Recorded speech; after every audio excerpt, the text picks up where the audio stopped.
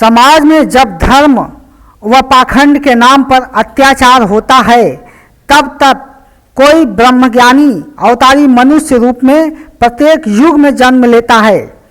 इस कलयुग में सतयुग का बीज बोने का कार्य भी भारतवर्ष में माउंट आबू राजस्थान से प्रजापिता ब्रह्मा कुमारी ईश्वरी विश्वविद्यालय संपूर्ण विश्व में कर रहा है।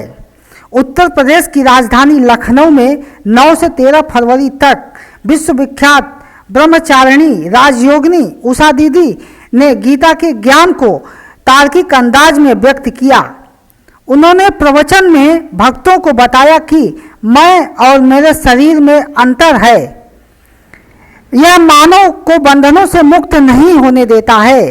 ऐसे में कर्म योग को ही अपना यथार्थ जीवन समझो। फिर भगवान आगे अर्जुन को कहते हैं, कर्म योग के बिना संन्यास की प्राप्ति भी नहीं हो सकती।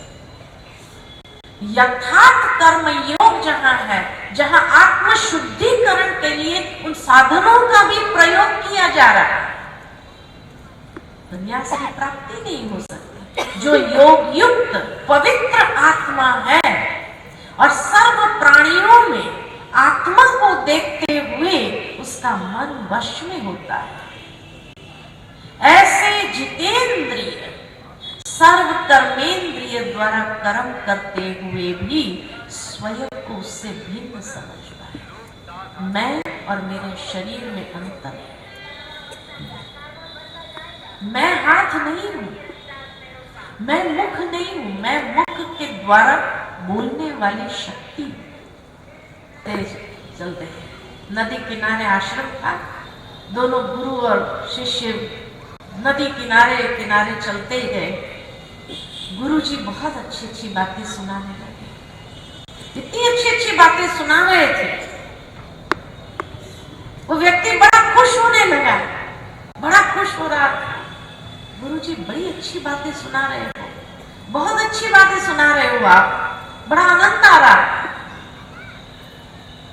फिर रास्ते में एक बहुत बड़ा पत्थर देखा। गुरुजी ने कहा, ये पत्थर यहां से उठा दो, आश्रम ले चलते हैं। पत्थर उठाया उसने, बहुत भारी था, झुक गया, उठाते हुए चलने लगा।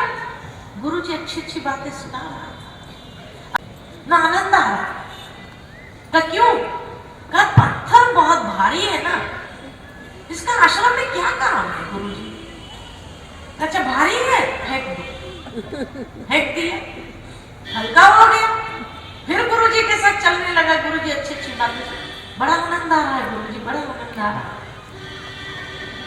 गुरुजी ने कहा, समझ में आया कि सदा खुश रहना हो तो क्या करना चाहिए?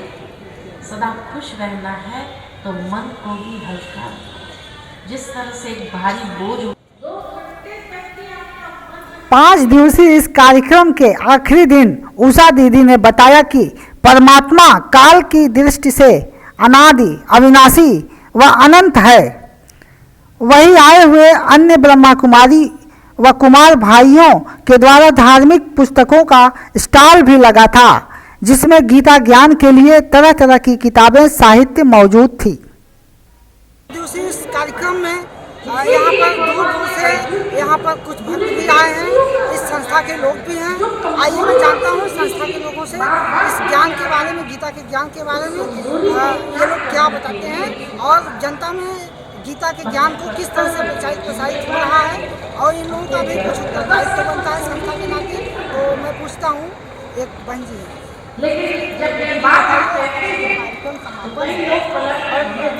उषा दीदी का ज्ञान प्रसारित नहीं में हो, तो आपकी नज़र में गीता का सार क्या है, समाज में कितना महत्वपूर्ण है?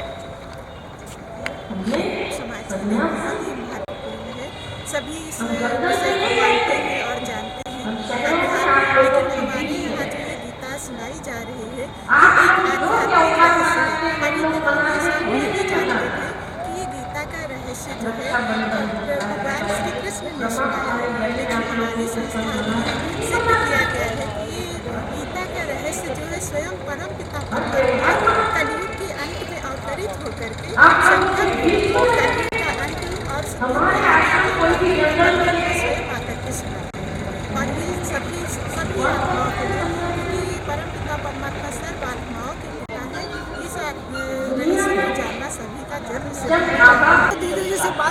बाद अब आइए जानते हैं कि ये एक स्टॉल है संस्था का ही, इस पर कुछ किताबें भी हैं।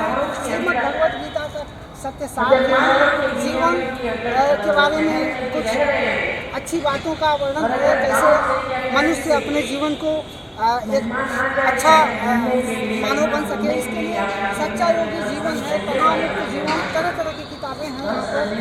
ज्ञान लीला है और सहज योग है, परमात्मा कहाँ है इसका भी इस किताब में वर्णन है। और तमाम तरह के साप्ताहिक पाठ्यक्रम भी है, ईश्वरीय ज्ञान का साप्ताहिक पाठ्यक्रम इस संस्था द्वारा खास तौर पर यह कार्यक्रम विभिन्न सेंटरों में कराया भी जाता है। और सत्यनारायण की सच्ची कथा भी है, परमात्मा का अवतरण भी है, ऐसे दिखाना चाहिए। आइए मैं बात करता हूँ, जानता हूँ यहाँ पर भाई जी हैं इस संस्था के, ऐसे मैं जानता हूँ कि इस संस्था के बारे में और गीता के बारे में और सत्य ज्ञान के बारे में क्या हमारे शुभ नाम है ललित भाई ललित मिश्रा। और भाई जी हम बाराबंकी से हैं और ज्ञान में चल रहे हैं 7 साल से यहाँ। तो यहाँ पर माउंट आबू से दीदी जी आए हैं क्योंकि वो गीता का ज्ञान भगवान अवतरित होते हैं। तो 84 जन्म लेने वाले कृष्ण शरीर में प्रवेश करते हैं। जब वो प्रवेश करते हैं तो जैसे भूत प्रेत प्रवेश कर जाता है वैसे परमात्मा प्रवेश करते हैं। इस पे प्रदर्शनी जैसे कि हम ना तो अपने आप को जानते थे और ना अपने पिता भगवान परमात्मा को बाप को जानते थे और ना हम अपने घर को जानते थे कि हम कहाँ के रहने वाले हैं। तो हम हैं आत्मा, 6 अंग और अंदर प्रवेश हैं, आँखों से देख रहे हैं, मुँह से बोल रहे हैं। जब तक ये शरीर में शक्ति है तब तक के हम चल रहे हैं। अगर हम निकल जाएं शरीर से तो लोग कहेंगे खत्म हो गए, गुजर गए। तो हम शक्ति हैं और हमारे शक्ति का बाप संस्था से जुड़े हुए हैं। मेरा मनोज कुमार।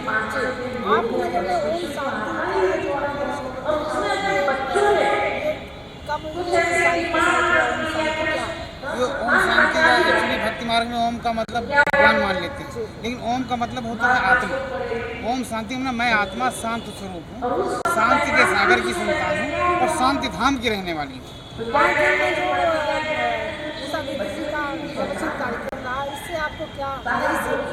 इससे यही नहीं सी कि अध्यात्म वास्तव में शास्त्रों में लिखा क्या है और उसका आध्यात्मिक अर्थ क्या है। अगर सही अर्थ हम जाने तो हमारा जीवन सुख शांति संपन्नता से भरपूर हो जाएगा और नहीं तो फिर हमारे जीवन में दुख तकलीफें बढ़ती रहेंगी। इसलिए हम वास्तविक अर्थ दीदी जी हमें यहाँ बता रही हैं कि वास्तव में उन शब्दों का वास्तविक अर्थ। हाँ, पुनर्जन्म होता है, यही हमारे कर्मों का फल है। अगर पुनर्जन्म नहीं होगा तो कोई आदमी दुखी है, बीमार है, एक्सीडेंट हो रहा है, हिंसा हो रही, अराजकता हो रही, अधर्म हो रहा है, तो क्यों हो रहा है? इसी दम पे जो हमने पिछले कर्म किए उसी का हमें फल इस जन्म में मिलता है। लखनऊ में ऐसे धार्मिक आयोजन से लोगों को प्रसन्नता दिखी, वहीं उषा दीदी के प्रवचन से जो ज्ञान की अनुभूति हुई तो लोगों ने अपने विचार भी व्यक्त किए। लोगों का यही मानना है कि कलयुगी सृष्टि से सतयुगी देवी सृष्टि में परिवर्तन होने का कार्य हो रहा है। I connect news bureau, Lucknow.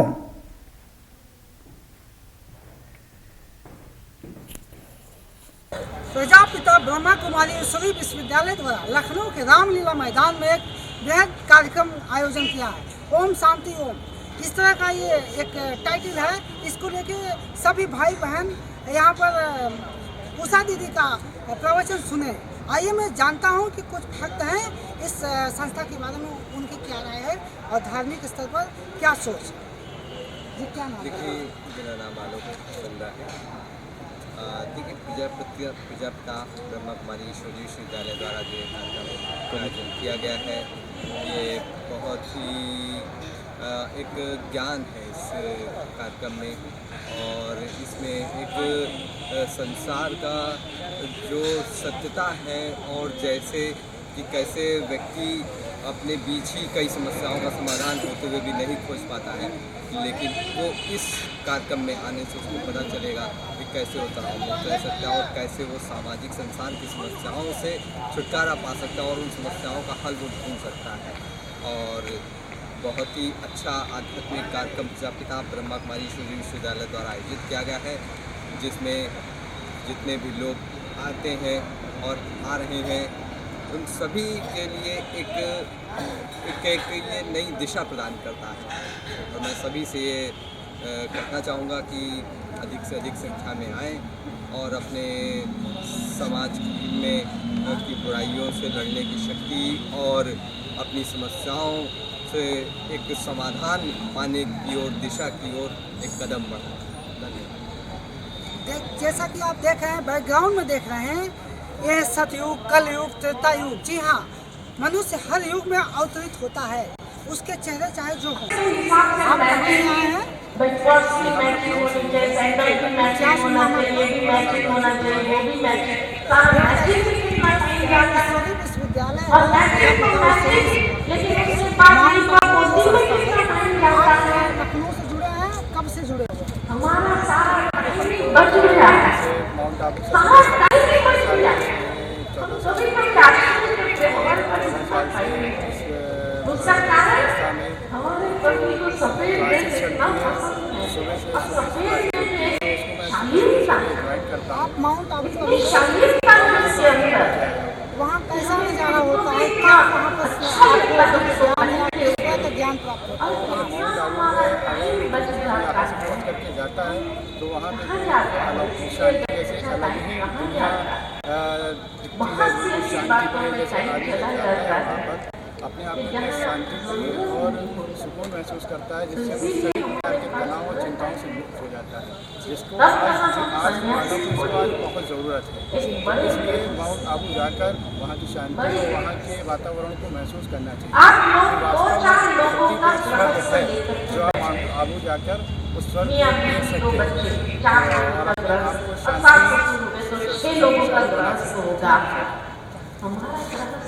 तो ओम शांति का ये लोग स्लोगन दिए हुए हैं। प्रजापिता ब्रह्मा कुमारी विश्वविद्यालय ये पूरे विश्व में गीता के ज्ञान को प्रसारित करती है।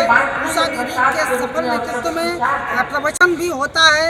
आज भी कार्यक्रम का समापन हो रहा है। उषा दीदी का आज ये शिविर का समापन आज आखिरी दिन है और इसमें जनता लखनऊ और आसपास की आके गीता के ज्ञान को, भगवत ज्ञान को बहुत अच्छी तरह से समझ रही है। इससे निश्चित रूप से सदमार्ग पर चलने की प्रेरणा मिलती है। कैमरामैन राजू के साथ मैं Subhash Chandra Nishad, I connect news, Lucknow.